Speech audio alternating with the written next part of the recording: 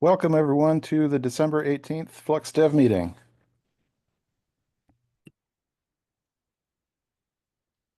Hey, so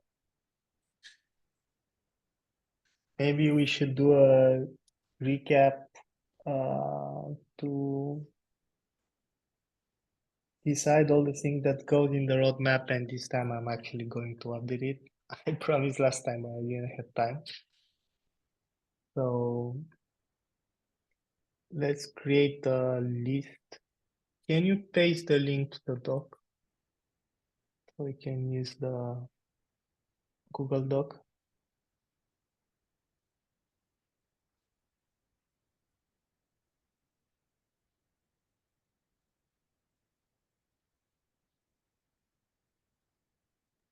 In the chat.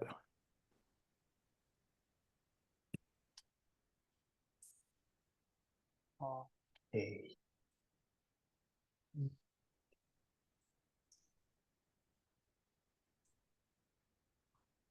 Okay,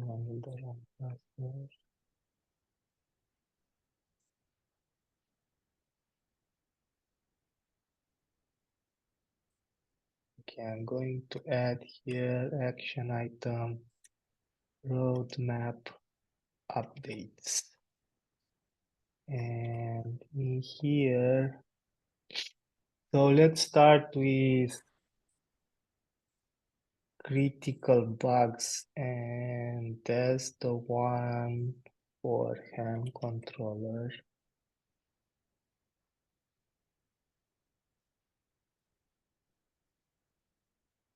Very interesting find, Sunny. I also ran the why isn't hand controller using the previous versions, the previous version of the values that upgrades. We actually decided not to do that because we were creating many other problems. But I agree for the CRDs, it's best to include them.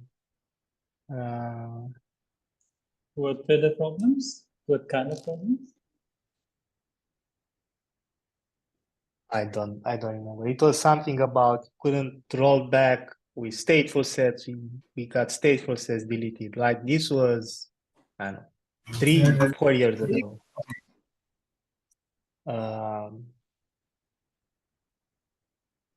Yeah, we need to maybe ask Hide, maybe he remembers why we decided to not reuse the values. But there were like lots of issues with reusing that and being able to roll back to the previous version.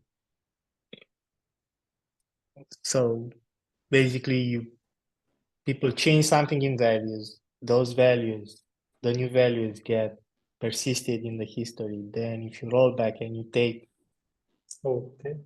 the other values into consideration, PVCs will blow up. Lots of things will have lots of issues back then. We couldn't even merge the values, if I remember correctly. Sounds like this is something we can provide an option to have. If people want to have this behavior, they can enable it. No, because no one asked for it. No, I'm not for adding stuff until people actually ask for it. That's the default behavior, right? Yeah, and we decided it's too dangerous for Flux users and we removed it.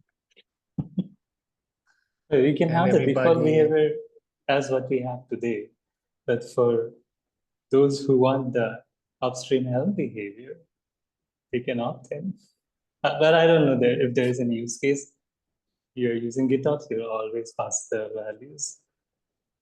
So maybe no use case for that.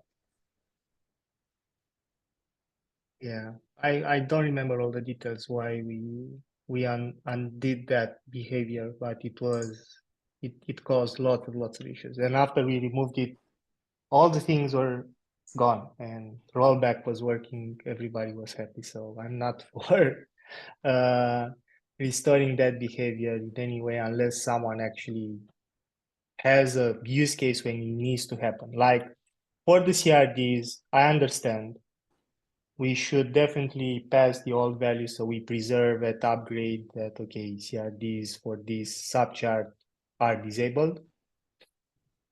This is actually a good edge case when we actually need that behavior. So for this pull request, we need to use the values from the previous release, merge the new ones onto them, and pass to process dependencies with merge. Is that it?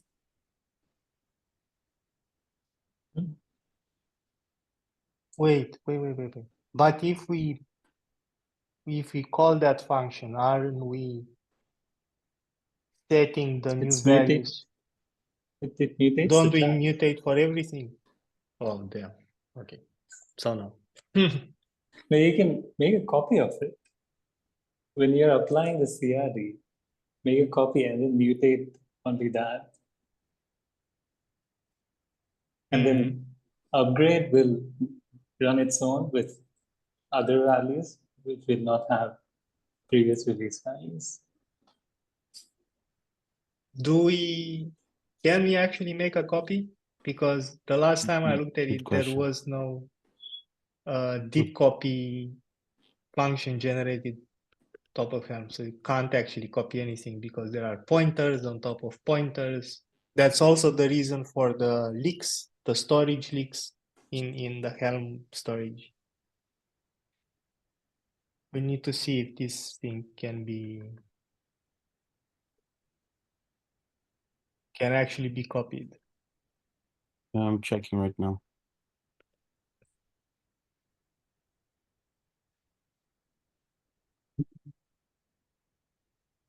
Anyway, going back. So I'm adding to the roadmap and the bug fix. This needs to be reviewed and merged.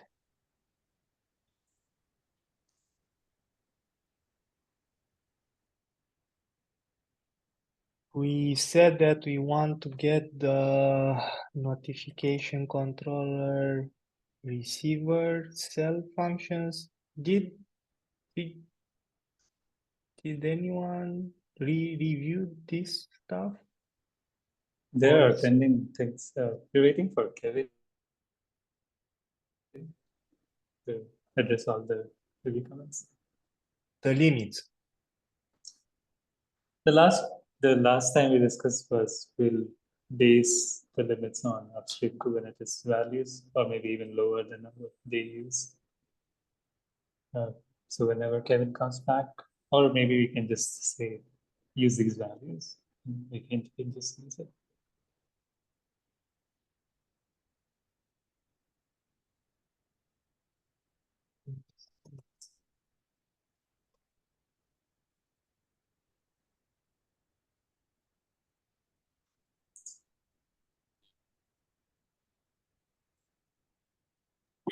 There's no deep copy method for this like Helm chart util type, but we can marshal and unmarshal to make a copy.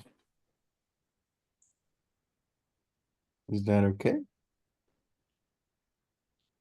Yeah, why not? We can marshal to JSON, right? Yeah, or YAML, whatever. Like No, JSON. Jason. Okay. Because YAML it does two things. First it does to JSON and then yeah. So it Cool. makes no sense to do it to YAML. Cool. I mean, this is kind of expensive, right? This marshaling and unmarshaling, but I think that's less expensive than what this whole function is doing when it's yeah, processing the chart. yeah. Okay.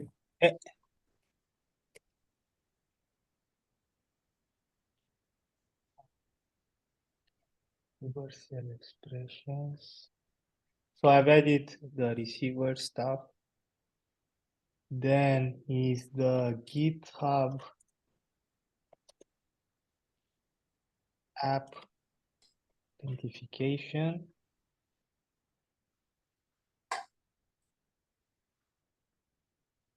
And I think we are good merging the source controller request, pull request, right, Sunny? I did not revisit it. After my last review, I did not check if the updated code fixes everything. Mhm. Okay.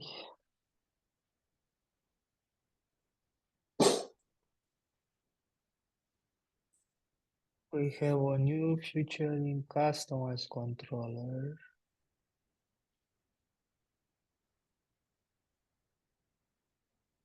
That needs to go in. I also wanted to discuss about a debug command after yesterday's discussion. Okay. How useful is the status if we don't provide anything else? People can just do kubectl get status or get the status.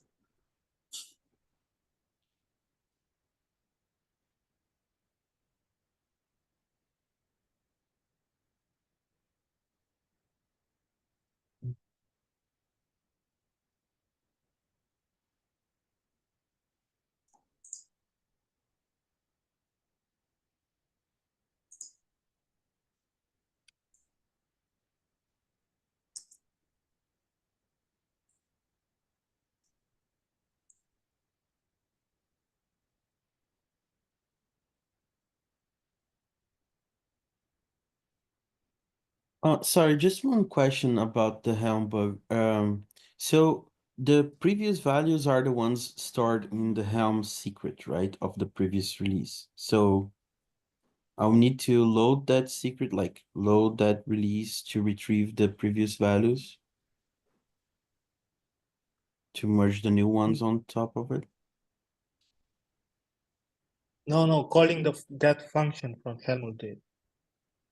Yeah, right. Like I didn't say I didn't mean like load the secret myself, but I'm just saying that if it's not already in the code, I'm gonna have to call something to load that, right? To load the Yeah, Flux have you Dev. seen the comment from Sunny? Oh, I mean I saw, but so he's also because yeah, there's I mean in the link there's a private function for like reusing like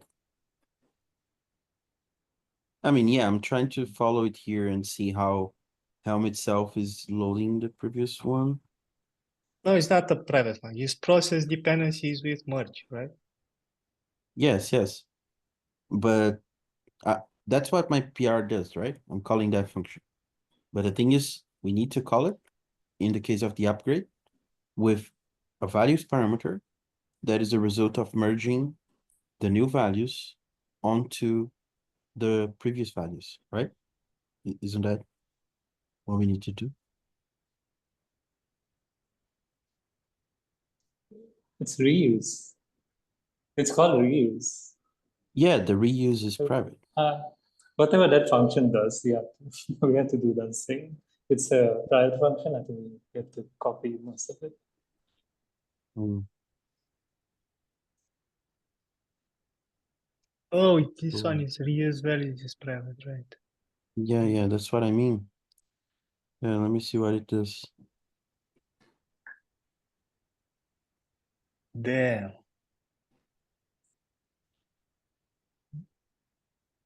So I remember what the problem was now. Maybe we've already discussed this, but if you reuse any values in GitOps, how do you delete the values?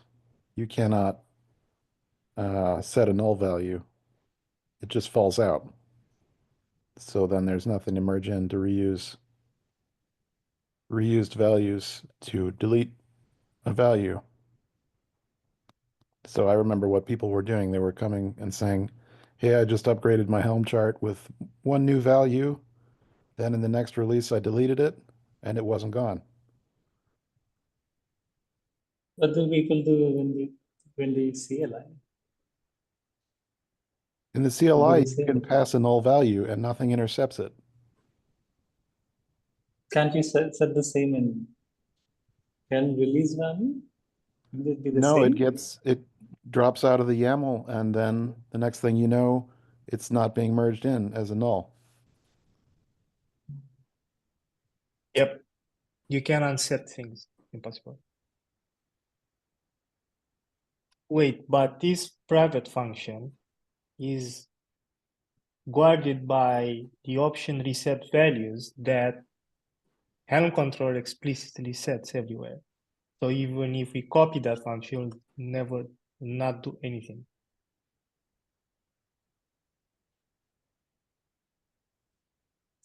So you're copying, you can modify it not to meet that flag. You can say, if there was a previous release, get the value from the previous release. I have another question for you. Did you manage to do this with a Helm release instead of the CLI? Okay, I tried using hand controller. What do you mean?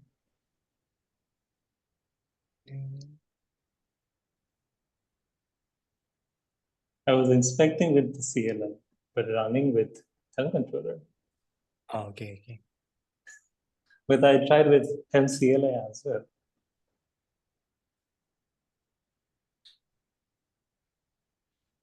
Yeah, I mean, in the Helm CLI, if you would have set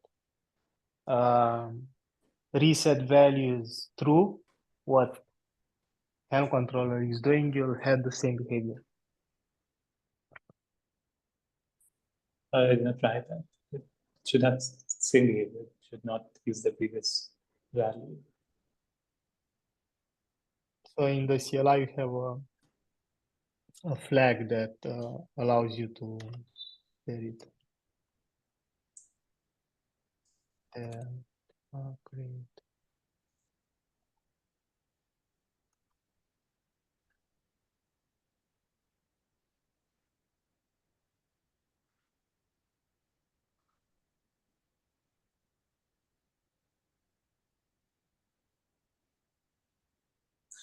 So we say we will not allow persisting values. So in our case, we always have reset value true in Helm controller. That means, right? Yeah, so there is a flag called reset, then reuse values. But yeah, so yeah, we said this. Yeah, reset, then reuse values. How can you have such a flag anyway?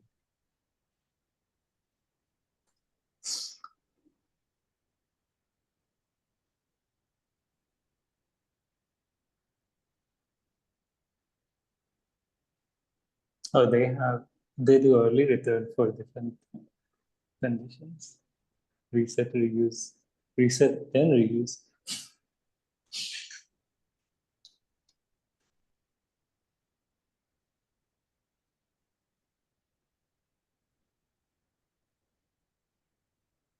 So I'm wondering how this affects the drift detection.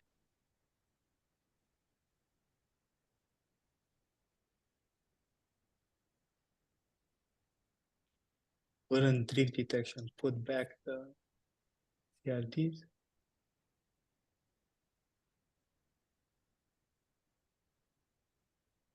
Put back. What's the scenario? Don't have it because of the bug. It installs it. What will the detection do? So no, you are saying the bug is you at install time, there is no issue. What the implementation works, right? There Then is no previous value. the next upgrade, you basically delete completely the subchar reference and we put back the CRDs even if deleting the subchar means enabled false, right? That's something I did not understand why I did not investigate. it should result in cannot evaluate, right? It's not true. The condition is not true. But for some reason, we are installing it. The value the condition depends on becomes null. But somehow it evaluates the true. Wait, are you saying that for the current version? Or like or before or after the PR? Because like It's the same. uh, What it's same for the it's because like before the PR, the CRD is being deployed because the condition is not even evaluated, right? no the change you introduce just blocks it during install. But when you do Just an what? upgrade, it's the same behavior. An upgrade with removed value, it's the same behavior.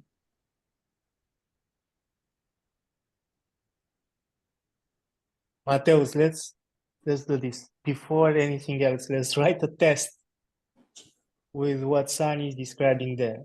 So we run install with enable false for the subchart. We test that the CRDs are there. Then from the No, values, CRDs are not there. Yeah, enable and we false. test the CRD. sorry, we test the CRDs are not there. We already have this test, right?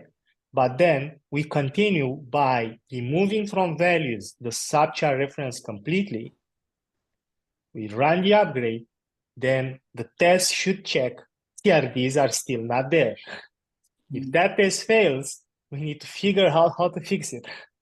Cool, But cool. let's have the Sorry, test for sure, right? I just missed the what exactly is to be removed. So the dependency, like in the chart.yaml of the main No, chart. no, that remains. Just the value which the condition depends on. So just make the condition right, not making it true, just removing the value that the condition depends on. Okay. Okay. From even from the default values of YAML, there's no default. So Cool, when you cool. install it, we explicitly set the value. When you upgrade, completely remove the value.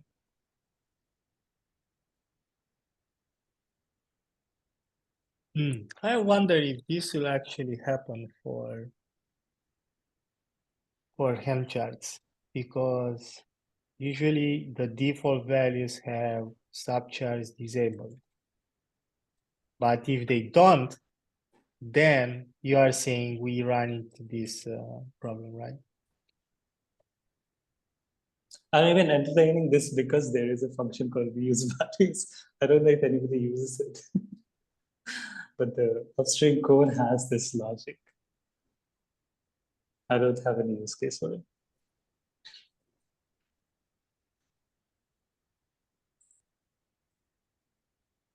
Yeah, anyway, let's write that test and see if we can reproduce it in the PR. Cool. So keep it false in the beginning, then remove the value that the condition depends on and see if the CRD is still not there. Yes, from the Helm release values. If you need an example chart, I can give you. From the Helm release values. Okay, the test as it is right now, there's not even a Helm release object involved. It's already a chart object. So that would mean just like I have a values in my test, like coming from the Helm release or not is not relevant for the test. So I guess just remove the value from my test, right? Doesn't matter that it's not coming from a Helm release and in that context, I guess. I have a feeling you have to write a controller end-to-end test. The controller, the reconcilers code. Okay. Okay. Not Okay. in the individual actions package. Cool. Because it covers multiple things. When you install and upgrade, you have to retain the state. Yeah. But By the I way, the also test is in the reconcile package, not the action package. The test right now. Yeah, there's an action one and there's a reconcile one. Right now it's in the reconcile, but I understood what you said, like the test should be more end-to-end and not be in the reconcile package, rather in the controller package, right?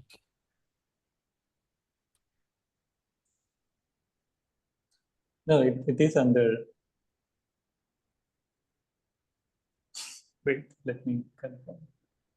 I'm saying when I say reconciler, I mean the controller reconciler, not Helm's sub-reconcilers. The package reconciler is actually a sub-reconciler used by the parent reconciler. Mhm. So Yeah, I'm yeah. So saying, you mean like a test under internal / controller, right? yeah. But Cool. the last time I read it, that package test seemed like all the tests are kind of partial, or they were using fake stuff, not end-to-end tests. Like they're using the fake client. So maybe this test would be different from the other tests. Yeah. The ones I already like currently have in the PR are just more like a bit more unit. Yeah. Cool. I'll add this test in the controller test. Thanks.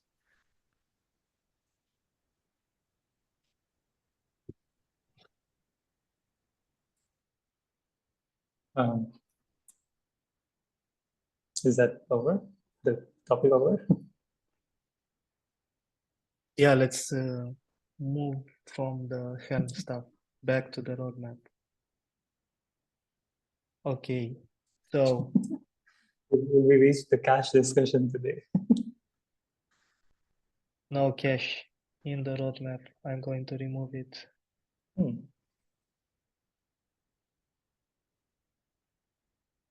But we can have cache. Like once we have the decisions made, it's really good to implement. Like most of the things are already ready. It's just we are waiting for the discussion to take place. Who will implement it? Everybody. It will be the same most of the time.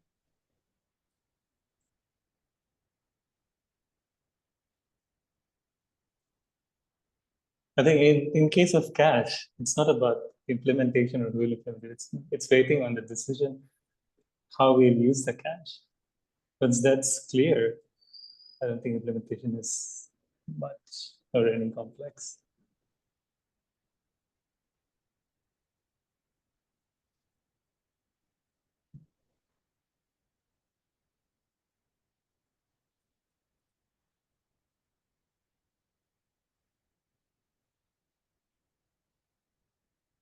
Or we can discuss it next year. It's okay. Yeah, I don't think we can implement the cache in general. There is so many things to take into account here. Like just deciding on what the key is. I'm The not sure, discussion. right? Because that's for example, for the workload identity, right?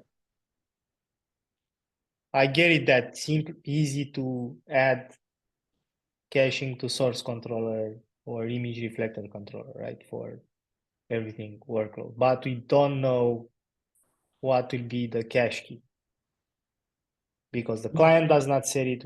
We said, okay, we allow any key, we are going to set it further on. And I think that's the biggest decision before anything can actually start because we don't know how to format these keys, right? That's the major blocker for implementing for workload identity.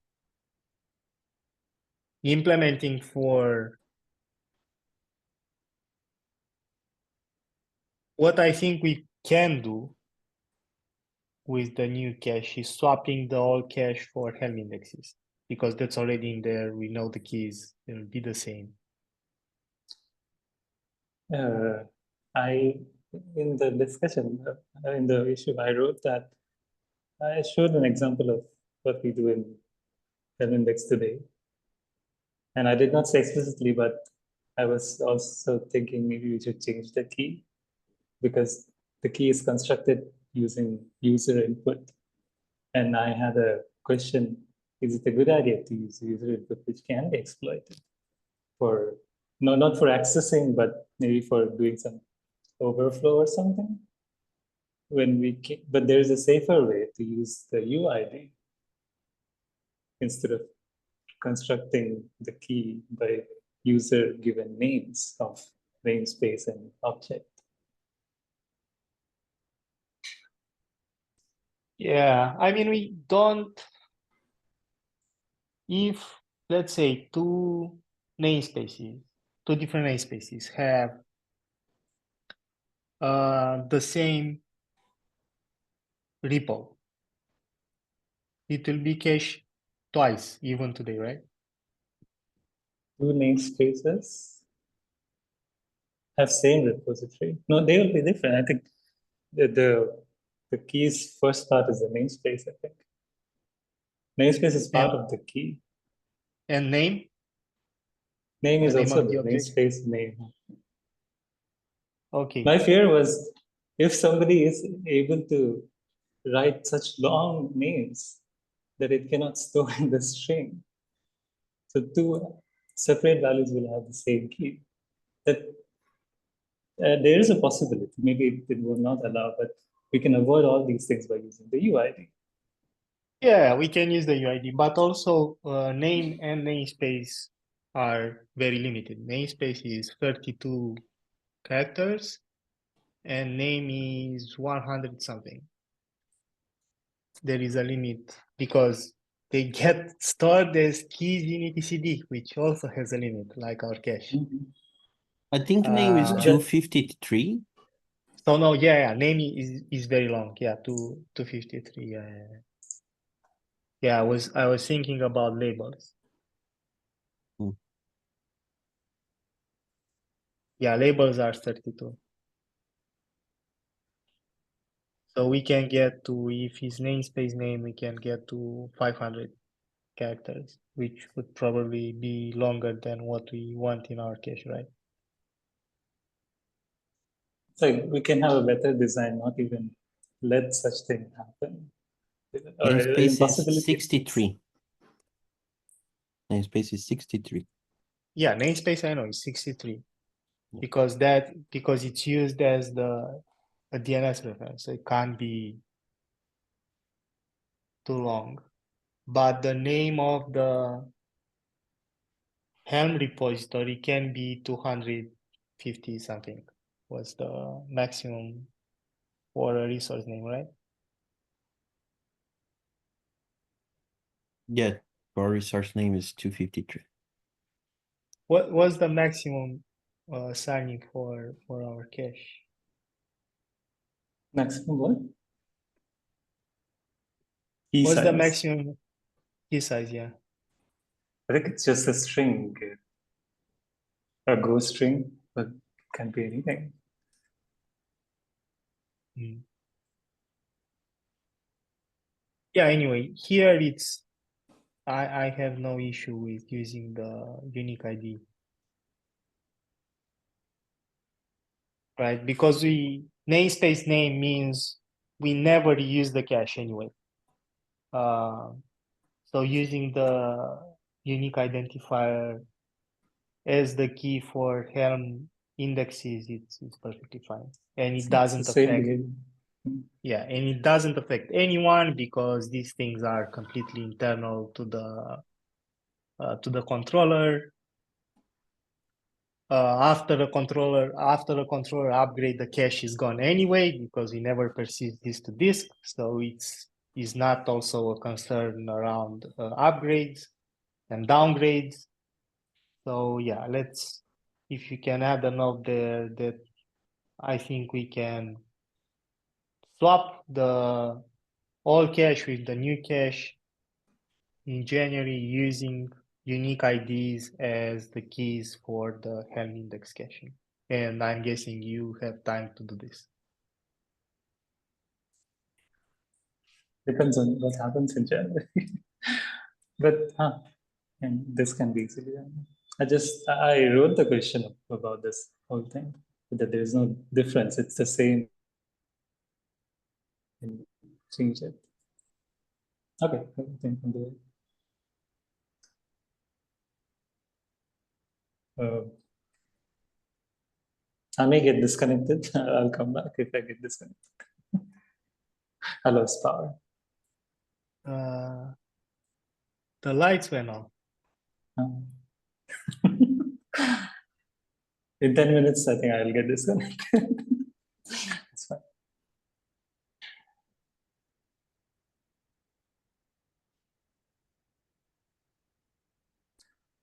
Anyway, I'm not going to add caching to the roadmap to the next quarter and move it to the previous one, because caching is a whole discussion around everything. Even if we move the Helm indexes, that doesn't mean we've actually done any good things with the cache, because the good things are caching things which are not currently cached, which are tokens. That's something that positively impacts Flux usage, and we are not doing it. And I put the roadmap is for end users, right? And that's what they care about. The fact that we swap a cache for another has no. It's just that we use our own stuff more, but doesn't bring any benefits. Mhm.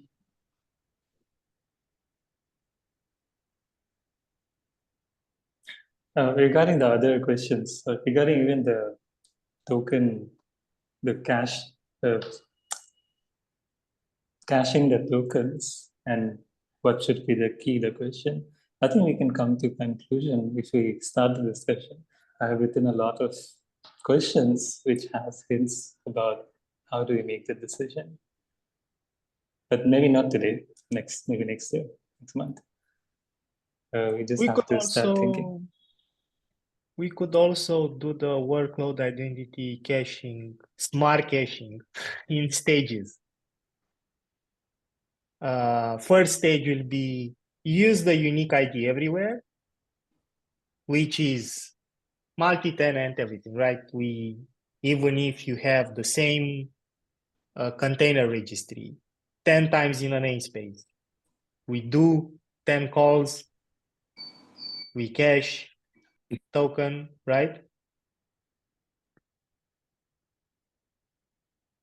Sunny, are you there anymore? Or?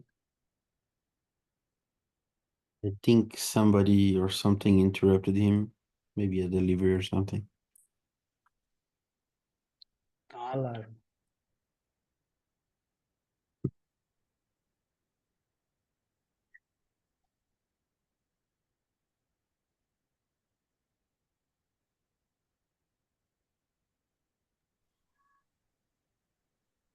I'm back. Got disconnected. Okay.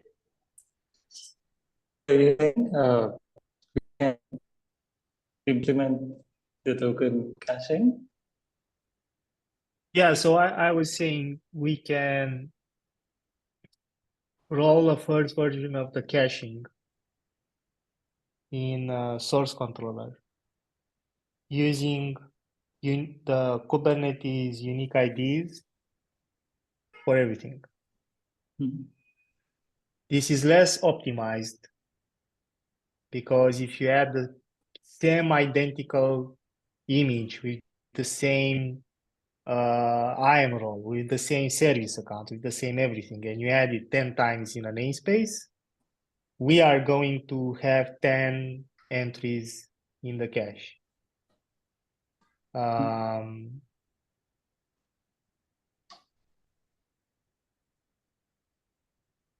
So, but it's a good step forward because most people don't do that, right? I just recall what the next thing I proposed. Next thing was using the UID of the service account, not the object itself, so that two objects using the same service account use the same cache, share the same item from the cache. So that can be added in the future if you want to. Can be an optimization. Yeah, it can be. Right? And I'm also concerned about the service account unique ID because you can have a service account with multiple role bindings to different IAM identities. Anyway, it's a longer discussion, and I'm not I don't think it's the right time to do it. I think the conclusion Okay, for fine. today is if we want to move with caching, the safest thing to do is use the unique IDs of the main object. We don't risk introducing any collisions between tenants or whatever. Objects are objects. Is less optimized, but is a good step forward that will positively impact the majority of the Flux users using OEDC today. Right. Now, you think about it, and in January, you can tell us if we should add this thing to the roadmap, if you have time to do it in January or not. But it should be straightforward. We take the unique ID, we use that in cache, and we do metrics, right? That's also something that needs to be implemented in the controller to track the cache hit, everything, and handle errors, what we talked before. Because some providers may give us different error messages, different error responses, and the controller will be stuck forever because it uses the token from cache. As I said before, I think to play it safe on any kind of error, we should just wipe the cache for that object and try to get a new token and not rely on the correctness of a particular HTTP error code that some APIs may or may not have implemented. For example, I know GitHub, for some things, it returns not authorized. For some other things, it returns not found, because if it would return not authorized, it will tell the caller that that stuff exists and you don't have access to, and just the fact that you know it exists can be used in a further attack, right? So some APIs will return things like not found instead of 404 instead of access denied, which is, I don't know, 422 or whatever the code is, right? So I would say to play it safe with this implementation, if the authentication call with the cache token results in an error, no matter the error message or error return code, we remove it from the cache and we retry from zero to acquire a new ephemeral token from the IAM process.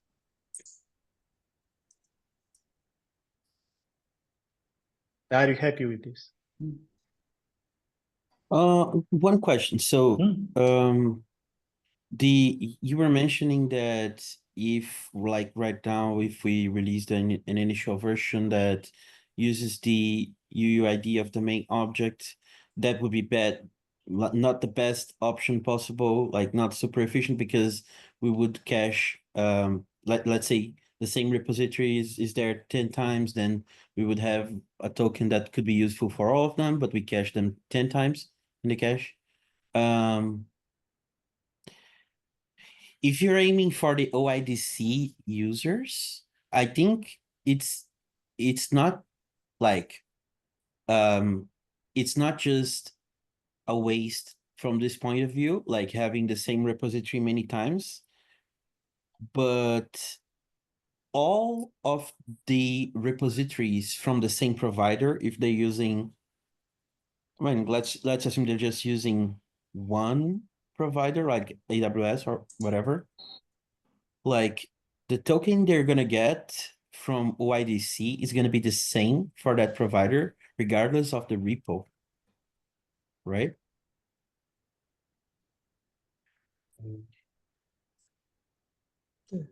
Depends on how you're doing the authentication.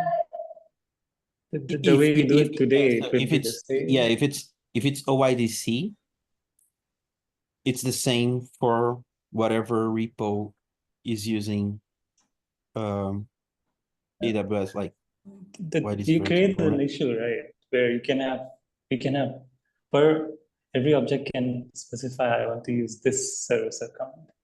And that service account can have a binding with the But we don't have OIDC that we don't identity. have that today, right? We don't have it today. Yeah, of course we don't have. We don't have it. Not today, not today. We Like use the source controller service Yeah. account. Of course, the token will be the same, Yeah, right? Yeah, the of token will course. be the same. But this discussion is to discuss including what you propose to have multiple service accounts. Okay, so uh, what comes first in that case? Like introducing the multi-tenancy? Sunny dropped. And it's back.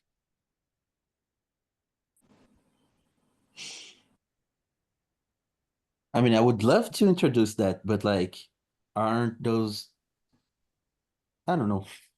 So, I mean, so in that case, I'm just saying that as a first release of the cache, right now it wouldn't be a very good use, like, right? Because the token is the same. We're using the source controller service account. It is an enhancement. Even if token is the same, we are caching it. It's better than not caching at all. Well, right now, then we could just, if we went to cache, we can like cache per provider. So we have a cache for AWS, a cache for Google. Like the key can be the provider. That's all. But in future, we may have to change that. But we can design it in such a way that we don't have to make such a big change. We can go per object and then maybe per service account. Yeah, not for caching per provider. It's Yeah, it sounds very. It will light up And like we'll have like people submitting CVs and shit like that.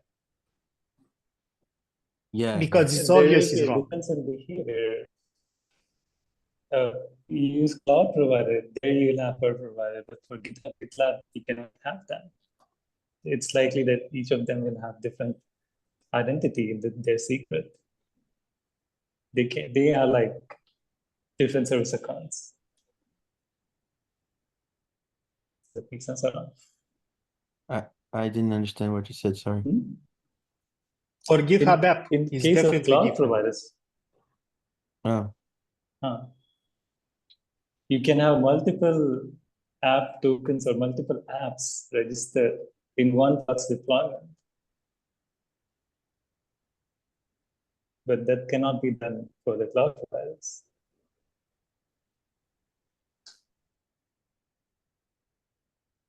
Yeah, no, I'm not. If we are talking about caching per provider, I think we should stop here because I'm not okay with No, that. yeah, of course. Like, I mean, I don't see much benefit, right? Like, ideally, if we had if we could specify a service account name per object, like per repository, then we could, that it would make sense to cache for that service account. But we can't do that yet. We don't have that feature yet. We don't. Yeah. Yeah, no cache per provider. Next topic, we trying to cover more topics. Should I go to the next topic? Yes. Should I go to the next topic? Okay, quickly, let's discuss Flux debug command. So I was yesterday I left some comments in the review, and then that made me think about the usefulness of the show status command or the flag.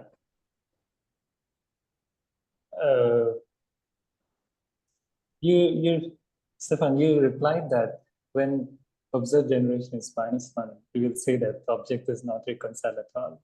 Is that true? So that means we are doing some even little bit of analysis and translating what the status means to the user, right? No, nothing show status. So show status, I said in there, like we should do all these custom smart recommendation for users in the main one, in the summary of the debugger, how you want to call it, the command when you run it with no flags, right? And that one, for example, if you type Flux debug handlers or Flux debug customization with no show something, just a normal command, there in that output, we need to parse the status, we need to figure out all the dependencies of whatever. We talked a little bit about this. We need to decide what will happen there. But in there, one of that logic will be handling of observed generation -1, which for us is very clear, but we don't tell anyone what's the actual meaning of this. The meaning is that the controller never got to initialize the resource, right? And we can handle that. For now, in the debug commands, the show status is the same as, I don't know, running kubectl with the Go template or pipe to jq.status or whatever, right? We are just showing the status there in the same way we show the values. It's more about, like, for example, there are other projects which integrate with Flux and they have logic written on top of the CLI. And the request came for them in a way that, hey, there are some things where we can't just use Flux the CLI. We need to involve kubectl because Flux get does not show us all the status. So we run Flux get for something, it only shows the ready message, but then we know there are other conditions and so on, and Flux export only exports the spec. Yet again, you don't see the full status.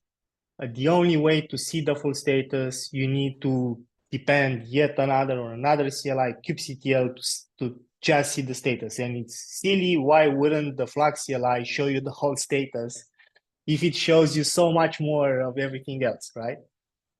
So I'm thinking, yes, okay, we can add a simple flag, the debug command, it only gives you the status and you don't need to use, if you have everything you need already in the CLI, in the Flux CLI, which is like a toolbox, why wouldn't you have status? And only for that, you should go to kubectl, because from the kubectl describe command, we now have everything. People can get all that information, but not the status. Flux export gives you the spec, the annotations and the labels. Flux events gives you the events. The only thing that we really is missing is the whole status, because Flux get only shows you the ready condition, right? So that's the reason for adding that simple flag. But I actually implemented your suggestion. I think is very good. Like, okay, we show the status, but I don't know, people need to learn how to read it. So I've added to both commands a comment and link to the docs. So it's there, you see the status, you don't understand anything, you should follow the link, and that explains what conditions are we doing, everything. And I also think we should add a documentation for -1 into all controllers in the status.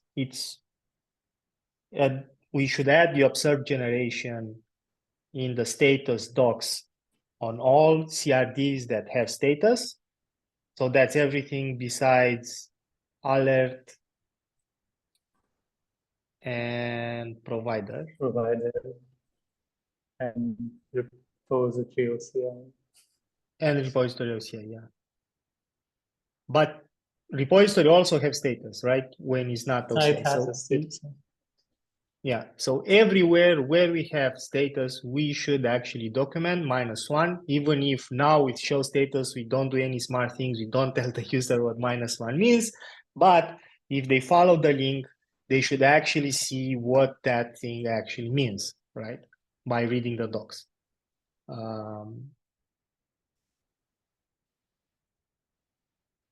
Yeah, other questions around the command?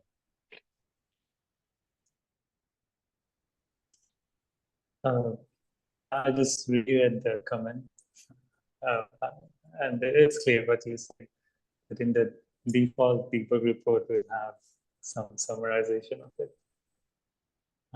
Okay. Let me check. Okay, I misunderstood initially. I did not think it was just for the, it was just for the sample, the overall report. So I was thinking, is there any other value we can add in this status command? But it's fine. Next question or next topic. Oh, one more related to this. The way, in case of customization, debug customization, we are doing kind of value merging in the CLI code itself. Yeah, there is no functioning package that does it all. It's split into phases. That's why I had to copy that for each. I added a comment why that needs to be there. I don't know, maybe in the future we can refactor the customized package somehow. What? I don't hear. Can you hear me now? Yeah.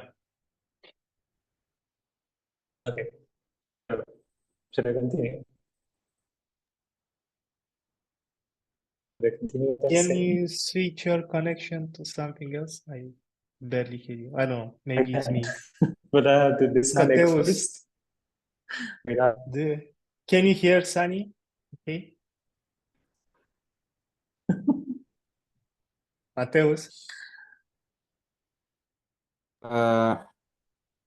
He just dropped. can you hear him? Okay, or I can't hear him right now. He's not in the call anymore. no, previously. I think I could. Okay, it should be normal. I can hear him now. It's not. Yeah, now it's I'm good. back to my normal connection. Was a mobile connection. I was saying we are doing the value overriding in the CLI code. It would be better if we do all those extra things, extra logic in the package code. Yes, and I told you that we do it, but it does more than just that, and I couldn't use the function. So we need to refactor the customized package to have that built in. It does the merging and the replacing in the same function. That's why I couldn't use it. Because there is nothing to replace. I'm not doing a replacement. The customized package in package was written for the logic that happens in Flux build and Flux diff command, which doesn't need to compile all the values and do the replacement in different functions. It does everything in one function. Right now we have another use case. So yeah, maybe at some point we should go back to the customized package and rewrite a bunch of things in there differently. Because I think it's way too close to Flux diff command. Also, the controller does some other things before and after. But I think at some point we need to compare all the code that the controller does, all the code that is in Flux build, Flux diff, and this new Flux debug customization. and refactor the customized packaging package to be able to service all of them and remove the extra things little functions or little things that we do in the CLI, little things that we do in the controller, and have them all in the package and move all the tests there. Because now, for example, for variable substitutions, we have tons of tests which are overlapping. We have tests in the package, tests in the controller, tests in build flux div command. Now I'm adding yet again tests for variables in this command. Like you said, oh, we should test it returns an error. Come on, we've already tested it 5 times. I'm not going to write yet another test for if error. Like, no, I'm not going to do that. So yeah, like we did for OCI, where all the tests are around OCI for SSA, sorry. All the tests for SSA, like all the use cases, does it return zero? Does it merges? Does it rollbacks? All the things that it does are in the package, and you know, like, okay, I'm having 98% test coverage here. I can use this everywhere, and I don't need to rewrite all the tests just to check for errors or whatever. We need to do the same with customize. And delete like half of the tests in customized controller are actually useless because we already have them in package. They are like exact duplicates of it, right? All the logic of merging variables, replacing them, all that stuff.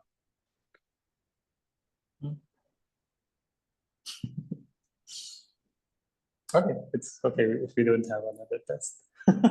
It's really felt redundant, but the code is there in the CLI, so I thought let's have the test as well. We actually have a test for substitution errors in customized controller, several.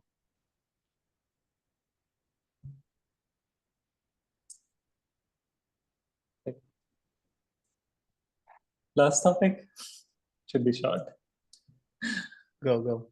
So image reflector controller, when I did the refactor, we removed the auto login flags, and I think when we did that in the V1 Beta 2 API, we introduced the provider fields in the API. Previously, it was global flag. And when that was released, I think I was not here exactly when that was released. So in my absence, I think you and others decided to bring back the flags because some people complained that they needed time to migrate to this new spec.provider field. Yeah. But it still exists. And most of the design around the provider or the authentication is still based on those global auto login flags. Somebody created an issue 2 weeks ago, I think, or last week, saying, why don't we just use the provider name? To use that directly, we need to get rid of what auto login, the concept of auto login. It's not like enabling something, but this is the provider and I'll use this provider's authentication instead of trying to figure out which is the provider by the name of or the URL of the resource that we do today. You are referring to this one, right? In package where they removed Amazon AWS.com. Yeah. Yeah, I also wanted to discuss this. Yeah, for sure, we should finally get rid of that. It's been what, almost 1 year since we deprecated them. I would have done it with the GA, but since GA is not coming in the next release, we can just get rid of the deprecate fields and not bundle it with GA. It's the controller flag, not even in the API. I think it's okay. Yeah. And it was not deprecated long ago. Yeah. So if we remove, that's what I'm quite confused. If we remove these flags from here, Can we Not delete all remove. the code? No, I think removing has the uh, risk of failure. You deploy a program with flags that don't exist, program will not start. We have to keep the flag, but have no action. Yeah. But remove the logic around these flags. I mean, for package, I'm talking about package here. So if we disable the flags, we don't pass the flags no longer to the OCI package. Can we then delete from the OCI package all the logic around looking Parsing. at URLs, parsing We should, URLs, we should do that. right? And for this, I think, so where is this? Is in the OCI package in the auth sub package, right? Let me look at something.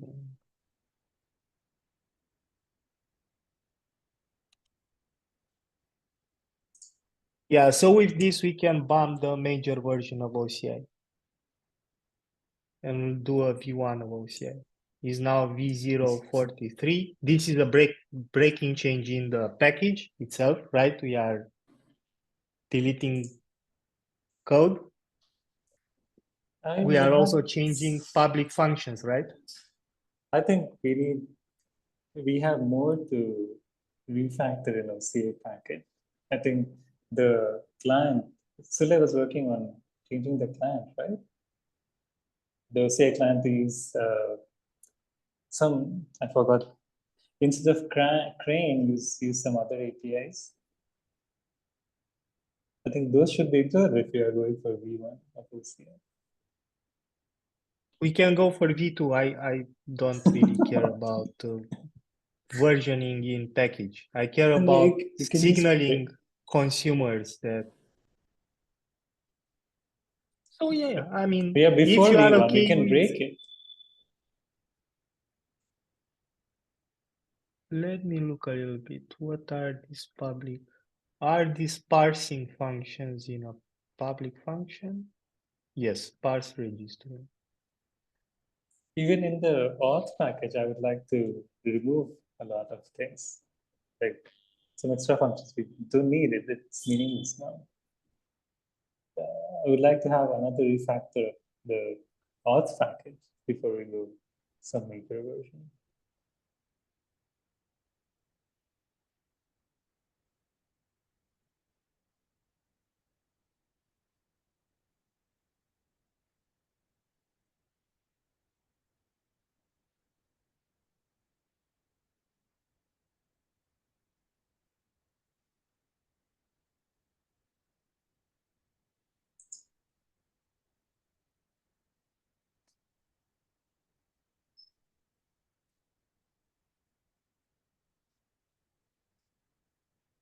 Yeah, it's only one.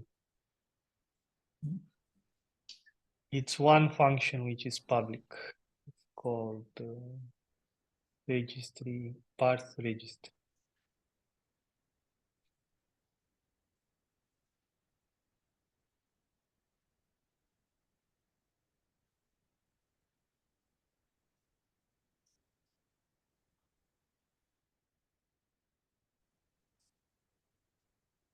And we should also delete OCI login, right?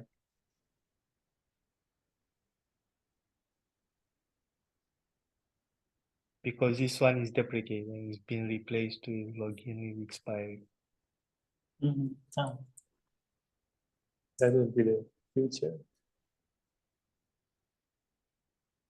Yeah, so if we disable the flags, then we should be deleting parse registry from auth and also delete the deprecated OCI login from auth.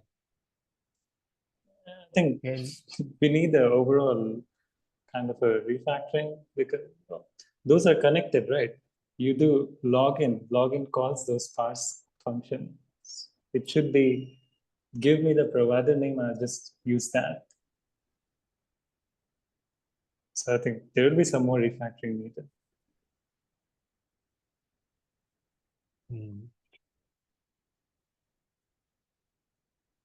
Login expired. The whole options will change. I have to open the code. I think options has you've enabled the login for AWS, GCP, Azure. All those should be removed. Should have just the provider field. Those options don't mean anything. Yeah, no more switches, right? We should just pass the provider name and resolve the, yeah, we need some kind of factory that calls the right function based on the provider name. If it doesn't find a provider, it should error out, and that's it. No more switches, no more hard-coded provider, AWS provider, GCP, whatever, right? Just removing the auto login concept. Just provider, go log in with that provider. Yeah, makes sense. I can leave a comment in that issue with some of this history and how we do it. And maybe they close the issue or leave the issue open, close the folder because they created. Okay, and just to be clear, this parsing, does this affect source controller? Because in source controller, we never had auto login. Does it affect it? If it affects, it's a bug. It should not. Yeah, I'm guessing this user uses image automation, and that's why he wants to remove that. But we should ask. I mean, it shouldn't have. Source controller never had auto login. The first time I've implemented OEDC was through OCI registry using the provider field. So the auth client should never look at the URL. It should just use whatever provider it's set in the OCI registry, which is passed further down to the client.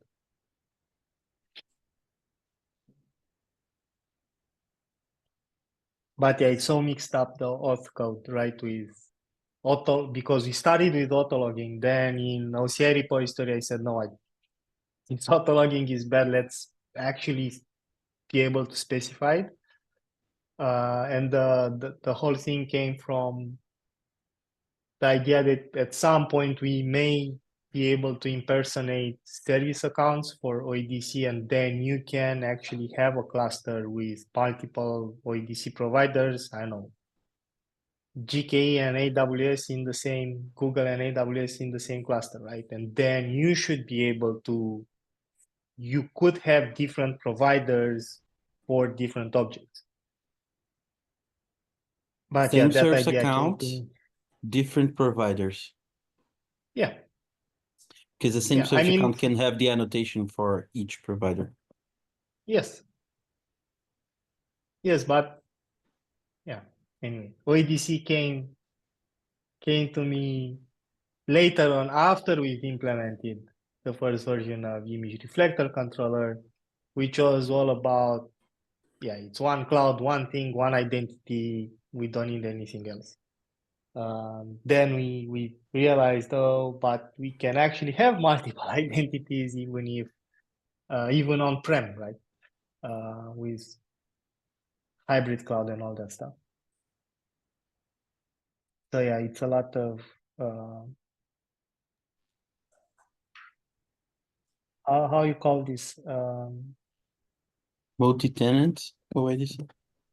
Yes, multi-provider. I don't know if it's multi-tenant. Federated clusters, right? That's I think that's the name that people use when you include something from one provider into a federated thing of another provider. I think that's a term Google uses, federated. Then we also had requests about that, Sunny, right? Where people are saying, oh, I'm federating and I want to pull a OCI artifact from a different account in Google Cloud. I think we fixed that. I think we had that and we That's still merged it. there. I don't remember. No, we did not merge it. It's No, still we there. didn't. We didn't. Enable standard forms of GCP authorization. Right, this one from October. Oh, yeah. There's that Last one. discussion was weird concerned if it is a bad thing to do. And then I introduced the idea of no proxy. If you do no proxy, we don't have any concerns. Which makes sense. You have my endorsement. Saying.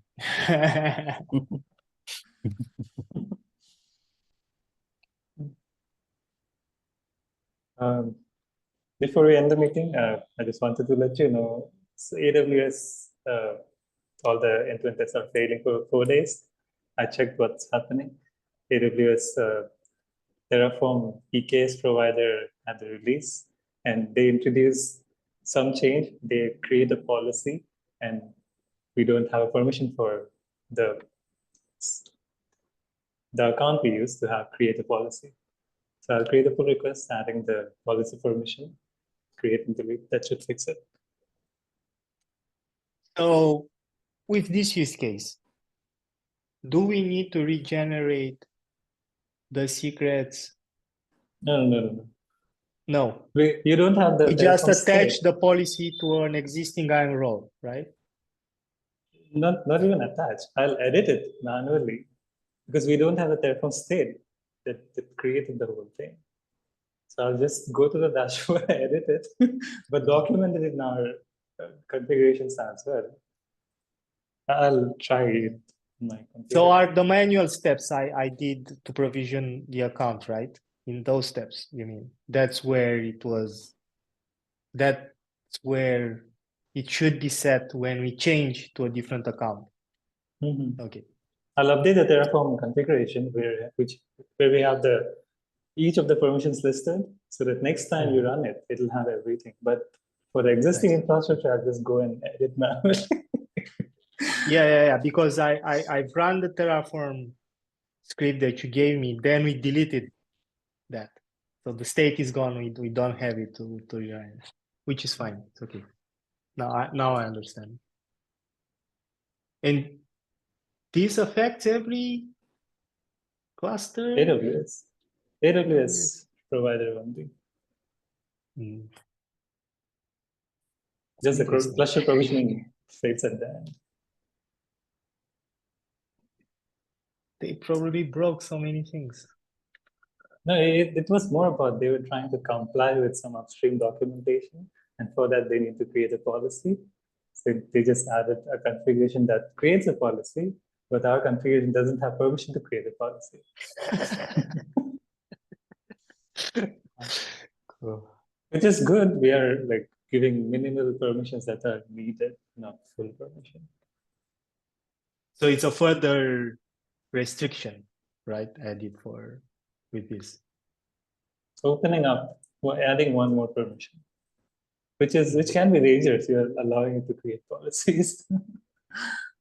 But what can we do? Yeah. Well, I'll review the RFC, the event metadata thing today. So prove it or leave more comments today. okay, give me a ping. So maybe in January we'll be able to merge it, right? Huh? What? So maybe in January we're gonna be able to merge it. You can, depends on your availability. If I comment something, you fix it, we can merge it tomorrow or whenever. Okay. I'm not going anywhere. I'm here. If you're here, you can resolve things. You can merge it whenever. Yeah, good reminder. I need to add this to the roadmap as well. RFC 008. 1 second.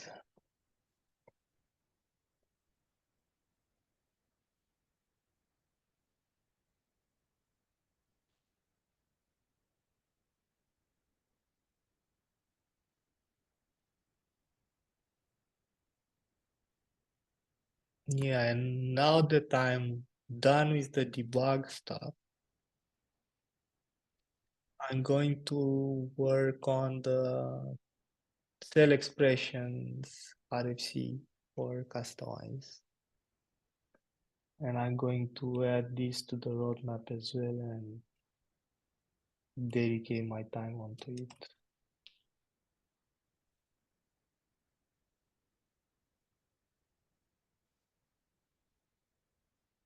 Okay, so as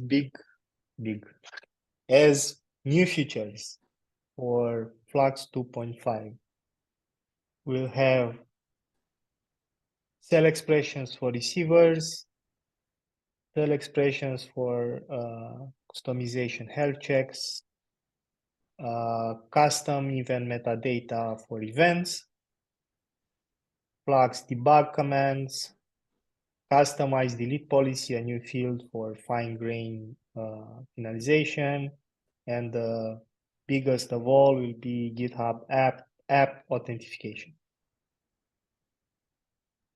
Nice. Lots of new features. Lots of things, yeah. Nice And release. going to move what we currently have now, the GA for image automation and caching to the next one, and Sani will come back in January and say, yes, I can do caching based on unique IDs in January or not. And if not, we leave it as it is in the roadmap. But I want to have a roadmap which we can, vouch for Q1 next year, approved and published this year, not in Q1, because then it looks ugly. Anyway, I think the number of features, even without caching, are a lot of things, a lot of good things. I'm happy with it. Now that I'm thinking about Helm index again, we have more unanswered questions. What do we do with the? We'll switch from expiring cache to LRU cache. Yeah. And we have to do something about the old flags, make them ineffective. We can So discuss it. yeah, we are from all the flags, only one flag will actually be acted on, which is the max size. All the others, we mark them as deprecated, we document them, hey, these are not in use anymore, but we can't remove them for the same reasons you mentioned for image automation. We don't want people that have enabled caching to crash loop the controller, but those fields will not be acted on. We no longer expire things, we just prioritize those that are most used. Only those will stay the longer in memory. And I don't think anyone will complain because this is what people want. Yeah. I think for some large users that have these internal artifactories where they have huge index files, 50, 60 megabytes of memory, prioritizing using the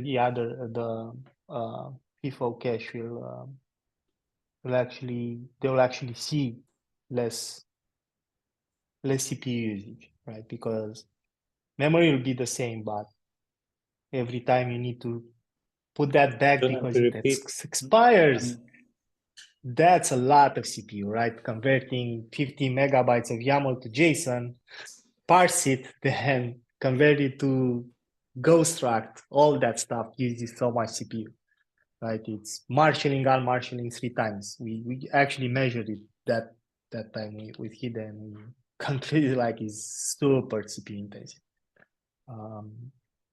Anyway, I really hope people next year will completely ditch the Helm index stuff. But this can only happen if Helm version 4 will drop the old way of the Helm index stuff. Yeah, have you seen the Bitnami changes. So Bitnami has completely disabled the HTTPS addresses. Last year, I remember they were moving to OCI. I didn't know that they disabled it. So yes, last year they start publishing all the charts to Docker Hub. Then 2 months ago, they stopped pushing the charts to the HTTP server.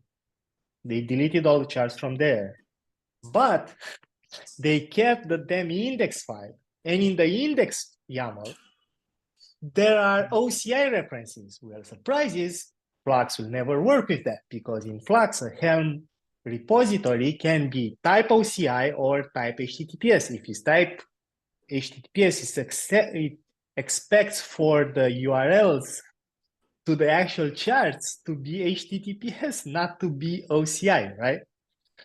So a lot of Flux users figure out next morning that, hey, nothing works anymore because they didn't switch to OCI when Bitnami announced. They stayed on HTTPS and then they changed the index now. So everything failed. We have a bunch of people asking. I told everybody, hey, you should not use HTTP at all, or even Helm repository, you should switch to OCI repository. Now, there is another announcement by Helm this week that they are putting rate limits on everything on Docker Hub, and if you don't pay for Bitnami Enterprise or however it's called, if you pull more than 100 times for the registry, you'll be rate limited and everything will fail. So yeah, it's they are yeah, enabling rate limits. It will hurt a lot of people. We'll see how that will how much work will result for us. I expect a bunch of people opening issues. Oh, Flux is failing to pull my Nginx chart, and we need to link to, hey, this is not our fault. It's like you are being rate limited. So yeah, just a heads up that will probably the debug command. Okay. Debug command can help with that. the debug command can tell them what's the main issue.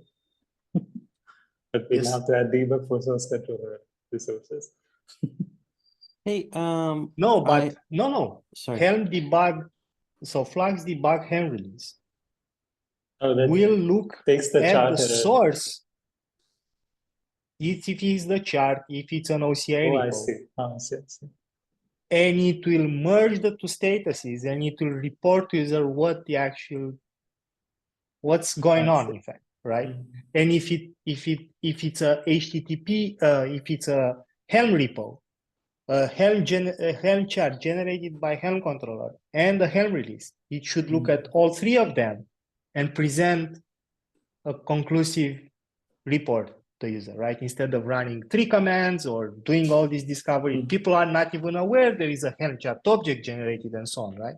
The debug command should have this single thing that you run and tells you everything also about the source, right? For customize as well, it should look at bucket, OCI repo, Git repo, whatever you have in there. If that's failing, it should tell the user, hey, the error is basically in the source, because what we show right now in the top level, in the reconcilers, we are saying either artifact not found, right? Or whatever, some HTTP error that source controller gives you. But And in the case of the customization one, it should follow the Git tree because you can use the include feature.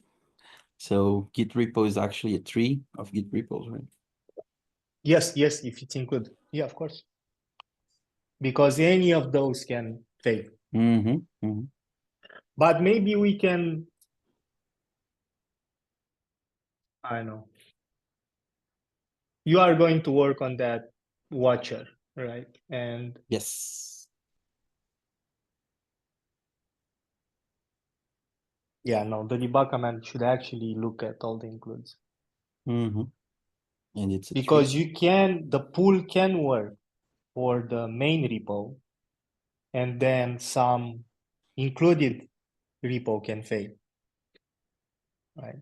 If we only look at the direct source, it will only catch issues with the main repo, but that's not the only possible way of everything failing.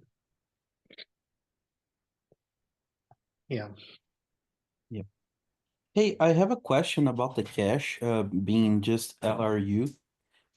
So if we cache tokens, it will be easy to notice when like I access the cache to get the token, if I should use it or not. For example, like tokens usually have the expiration on them, or when you get them, you get, I don't No, know, no, no. So we have two different types of cache. Expiration-based cache, which we are going to use for tokens, right? and RDU, which are going to use for HTTP indexes. There are different Index, algorithms. but like so the Helm index. So my question is about the invalidation, right? Like, um, when am I gonna refresh the index? Like if it can change, right? So if it's LRU, Of course, we have a checksum. we have a checksum. All those, we have the code today.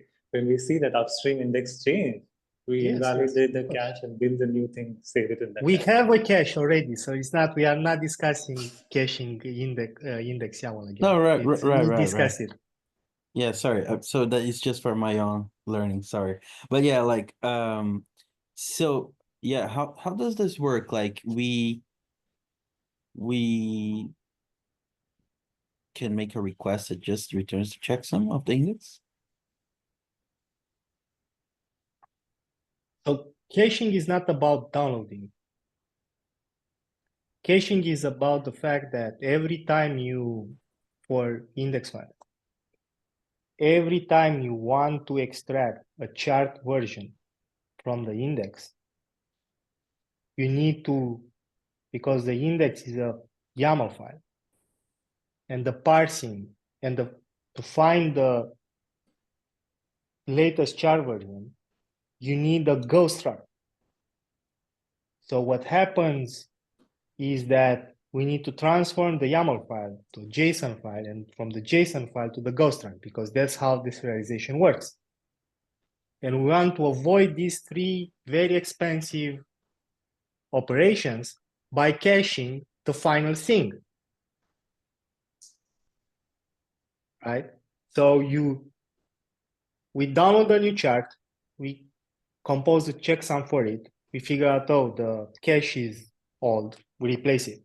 But then all the charts, the Helm chart reconciliations will never re-download that, reparse it, or load it from disk, and reparse it will just use directly the cache. So it's very different, a very different use case from the tokens. So we just cache the descriptor of the chart. We don't cache the index. We cache the parsed result, the Go data type of the parsed YAML. So right.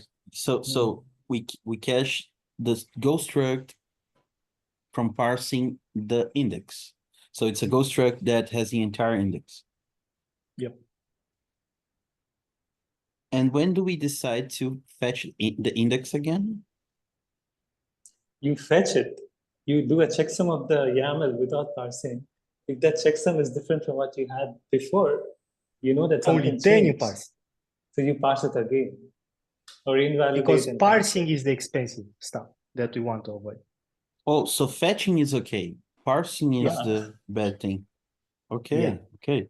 So we always fetch the index.yaml file from the HTTP repo. We always fetch it and Then calculate the parse every checksum. time. And if the checksum changes, Yeah, we what also, if the there is checksum also, doesn't change and the content change? That's possible. It's very unlikely, but it's possible. what? Like What's the A point of hash, checksum then? you can have Checksum hash for this. collisions, right? You can have hash Come collisions. on, Very let's likely. not discuss about this. It's I'm not going to hash collisions discussion. Cool, cool.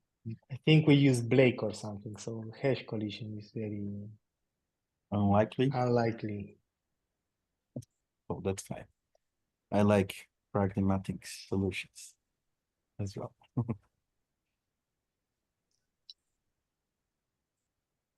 Cool. Yeah, so I think that's it, right? We have any more topics? Any more? No. Roadmap updates, and that's it.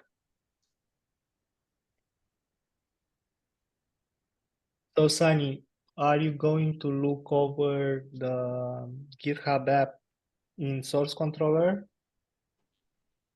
Right now, I don't think there's anything else pending other than that. I'll review the RefC today. If that gets over early, I'll just move on to the source controller review. Or I'll do source controller review tomorrow. Yeah, it's yeah,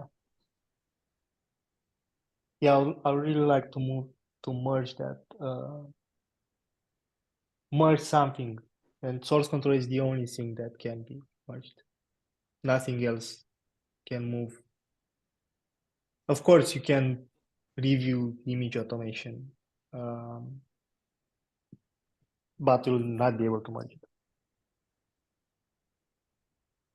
One more thing about GitHub app. Someone commented on that issue that so Dipti said something like implement GitHub app authentication in all controllers. And a guy came and replied like, you are not listing here all controllers. He has a very good point because we integrate with GitHub in notification controller in two areas. One for commit status updates and the other one to trigger GitHub dispatch workflows, right? So in order to tell people, yes, you can get rid of personal access tokens from Flux configuration and use apps, we need to do the implementation in notification controller as well. That's when this GitHub app integration is actually finished. Right, so besides source controller and image automation controller, we need to use the authentication bit and everything in notification controller. I've created an issue there to describe this stuff. Well, I think there is a maybe I did not find the issue where this is there, but this whole thing is about Git repository authentication, right? It's GitHub Git repository authentication, not GitHub other things.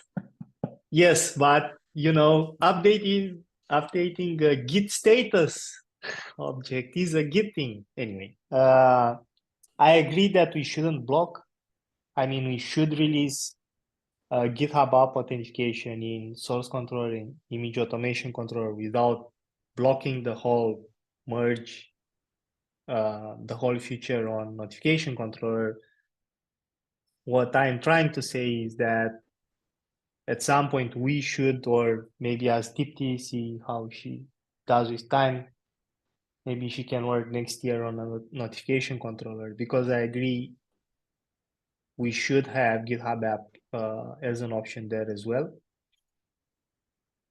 I think a lot of people are using especially the commit status update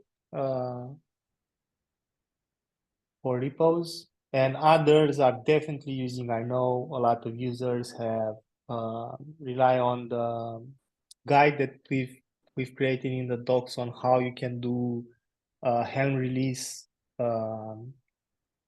promotions, app promotion from one cluster to another, from one stage to another, using the GitHub dispatch integration, which is really nice. It works. Lots of people are using it, and some are blocked by the fact that, yes, I really want to call GitHub dispatch, but our policy in our organization is we can't use personal access tokens.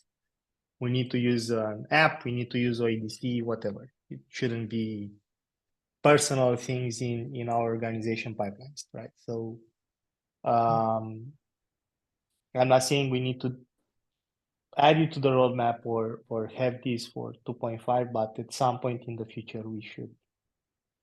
If Dipti can't, we should find someone which is which wants to help us out and implement that. It's not much work. It's more about looking at the secret, figuring out, oh, okay, has GitHub app keys that we know, the naming of those, if it has, do the stuff, right? Also, do caching, Authentication. authentication So control of the token. our code is already there with this. Just use it.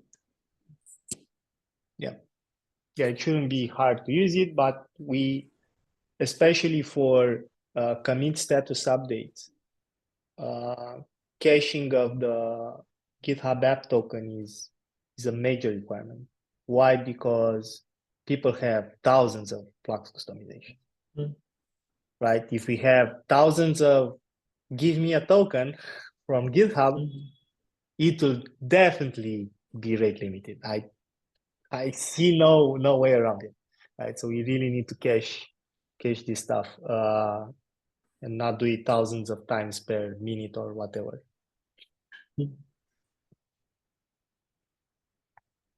One question. So are we? Last meeting you said we were not putting the bug fixes in the roadmap. I'm seeing the Helm CRD's bug fix there.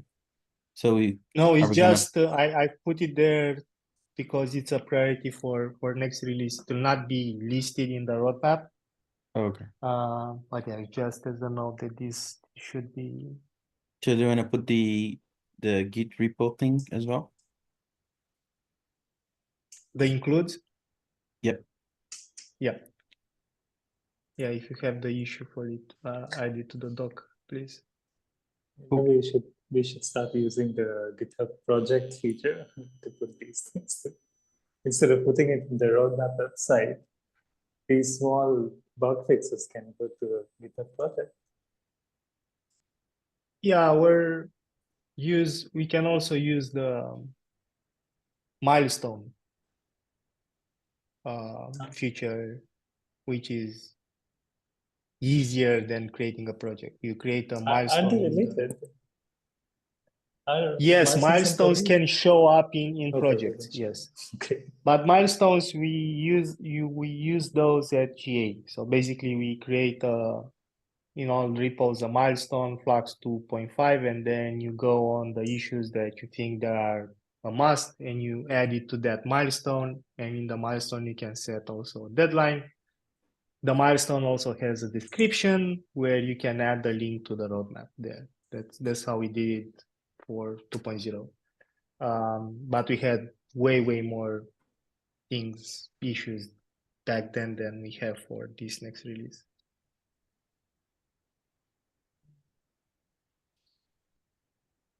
But yeah, I can create the milestones if it helps.